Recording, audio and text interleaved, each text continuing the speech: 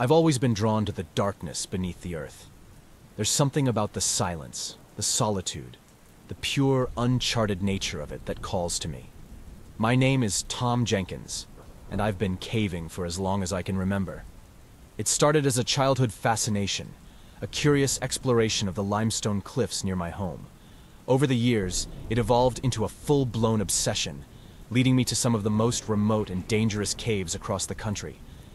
Each descent offered a new challenge, a new discovery, and I thrived on the adrenaline and mystery of it all. So, when I heard about the cave in Appalachia, I couldn't resist. The locals whispered of its untouched depths, its labyrinthine passages that had never seen the light of day. They spoke of eerie sounds that echoed through the stone and of people who had ventured in, never to return. But legends are just that. Stories to scare off the faint of heart. I, on the other hand, was confident in my skills. I had faced countless caves, each more treacherous than the last. This would be no different. The drive to the cave was long and winding, the Appalachian Mountains rising like ancient sentinels around me. As I approached the small town nearest to my destination, I could feel the weight of the locals' stares. They seemed wary, their eyes filled with unspoken warnings. At the town's only diner, an old man approached me as I sipped my coffee. "You planning on going into that cave, son?" he asked, his voice gravelly and worn. I nodded, offering a reassuring smile. "I've got years of experience. I'll be fine." He shook his head, his expression grim. "That cave? It's different. Folks say it's cursed. You hear things down there, things that ain't natural, and some never come back." "I appreciate the concern," I replied, trying to sound more confident than I felt. "But I'm prepared.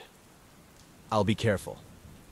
He didn't look convinced, but he left me alone, muttering something about stubborn fools and their fate. I finished my meal and drove the remaining miles to the cave's entrance, the sense of anticipation growing with each passing moment. The entrance was hidden among a tangle of trees and rocks, barely discernible unless you knew what to look for. It yawned open like a maw, dark and foreboding, yet undeniably intriguing. I stood there for a moment, taking it all in. The thick, musty air, the cool breeze that seemed to whisper secrets from deep within. This is it, I thought, adjusting my gear and checking my headlamp. I took a deep breath and stepped inside. The cave swallowed me whole, its darkness enveloping me like a thick shroud. I moved carefully, mapping the passageways, noting the unique formations that adorned the walls. Stalactites and stalagmites reached out like skeletal fingers, their jagged edges casting eerie shadows in the dim light. The further I descended, the more oppressive the atmosphere became. The air grew colder, and the silence was almost tangible, pressing in on me from all sides. Then I heard it, the first hint of something amiss, a strange, distant echo that didn't match my movements. I paused, listening intently. The sound was faint, almost imperceptible, but it was there. A rhythmic tapping, like the beat of a distant drum. My pulse quickened, but I shook off the unease. Caves had a way of playing tricks on the mind. I continued deeper, determined to uncover the secrets that lay hidden in the abyss. But as the echoes grew louder, more insistent, I couldn't shake the feeling that I wasn't alone. Something was watching me, waiting in the shadows. And for the first time in my life, the thrill of exploration was tinged with a creeping sense of dread. The darkness deepened, both around me and within my thoughts, as I ventured further into the unknown. What lay ahead, I couldn't say, but one thing was certain. This cave held more than just rocks and echoes. It held secrets, ancient and terrible, waiting to be unearthed. The deeper I ventured, the more the cave seemed to come alive around me. The walls closed in, their jagged edges whispering against my jacket as if eager to taste fresh flesh. My headlamp cast a narrow beam of light, illuminating only the immediate path ahead. The rest was swallowed by an oppressive, suffocating darkness that seemed to pulse with a life of its own. As I descended further, the air grew colder, thicker, as though every breath I took was laced with ancient dust and unseen malevolence. The strange echoes persisted, growing more distinct, more intentional. It was no longer a distant, rhythmic tapping. It was a whisper, a murmur that seemed to call my name, drawing me deeper into the bowels of the earth.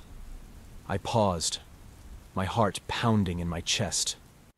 My breathing was shallow, each inhale a struggle against the dense air. The tunnel before me branched off in multiple directions, each passageway a gaping maw waiting to swallow me whole. I chose the leftmost path, drawn by a faint glimmer that flickered at the edge of my vision. The passage narrowed as I moved forward, the walls pressing in until I was forced to turn sideways to squeeze through. The rock was cold and slick against my skin, and I could feel the weight of the mountain above me pressing down, threatening to crush me. I pushed onward, my movements slow and deliberate, every muscle tensed with the effort. After what felt like an eternity, the passage opened into a small chamber. The ceiling rose high above, lost in the shadows, and the air was damp and heavy. I shone my headlamp around the room, the beam catching on glistening formations of calcite and quartz. It was beautiful, a hidden gem buried deep within the earth. But the beauty did little to calm my nerves. The whispers were louder here, more insistent, echoing off the walls in a maddening cacophony. I set up a small camp, taking a moment to rest and gather my thoughts. As I sat there, the oppressive silence was broken only by the sound of my own breathing and the faint, ever-present whispers. I couldn't shake the feeling that I was being watched, that unseen eyes were tracking my every move. "Get a grip, Tom," I told myself, trying to banish the rising panic. "It's just a cave. You've been in worse spots before." But even as I thought it, I knew this was different. There was something about this place, something ancient and malevolent that defied explanation. I decided to press on, eager to keep moving, to keep my mind occupied. The passage leading out of the chamber was even narrower than the last, forcing me to crawl on my hands and knees. The rock scraped against my skin, each movement a struggle. The air was thick with dust, and I could taste the metallic tang of iron on my tongue. As I crawled deeper, the whispers grew louder, merging into a single, insidious voice that echoed inside my head. "Turn back," it seemed to say. "Turn back before it's too late." I shook my head, trying to clear the thoughts. It was just the isolation, the darkness playing tricks on my mind. I had to keep going. Suddenly, the tunnel widened, and I found myself in another chamber. This one was different. There was an eerie, unnatural glow emanating from the walls, casting a sickly green light that made the shadows dance and writhe. I stood there, transfixed by the sight, until I noticed the bones. They were scattered across the floor, human remains in various stages of decay.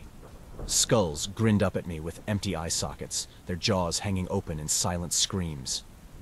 My heart raced, and I stumbled backward, the horror of it all crashing down on me. How many have come before me?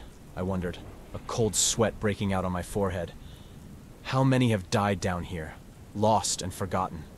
As I backed away, I heard it again. The rhythmic tapping, now unmistakably close. It wasn't an echo. It was real.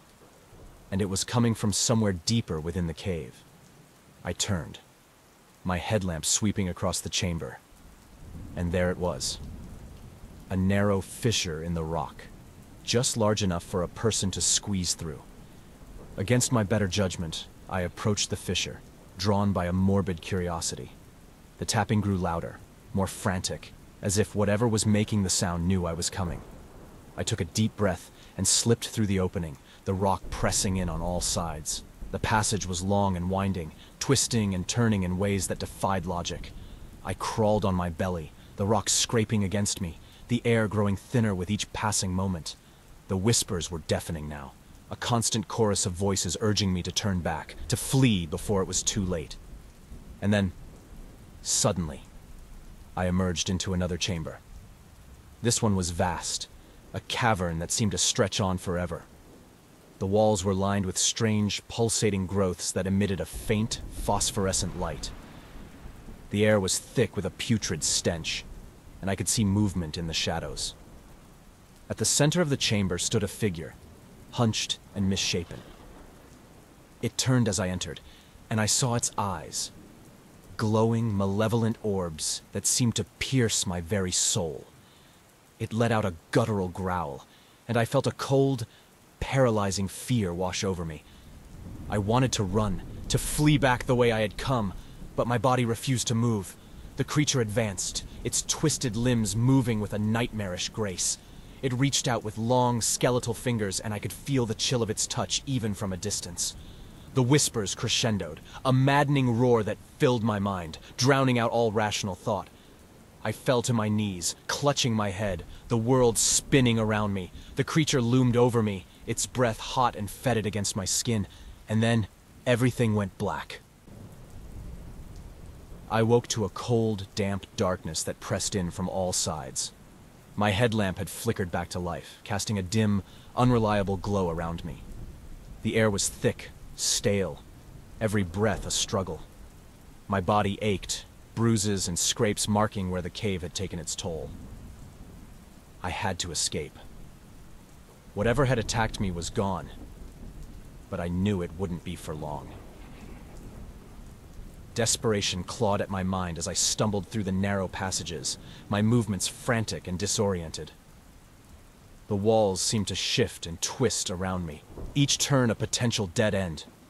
I was lost, disoriented, and the oppressive weight of the mountain above seemed to press down harder with each passing moment. The whispers had returned, louder now, a constant mocking chorus that seemed to come from all directions at once. "Help!" I shouted, my voice echoing back in a distorted, mocking mimicry. The only response was the relentless, eerie whispers. I was alone. No one was coming to save me. The air grew colder, the whispers more insistent, almost taunting. I felt a shiver run down my spine as I realized I wasn't alone. I could hear them now, the creatures that haunted these depths, their movements just beyond the reach of my light. The sounds were constant, a shuffling, scraping noise that surrounded me, growing closer with each step I took. "You have to keep moving," I told myself, forcing my trembling legs to carry me forward. The passage narrowed again, and I had to crawl, my body pressing against the cold, unforgiving rock. I felt something brush against my skin, a light, almost imperceptible touch that sent a jolt of terror through me.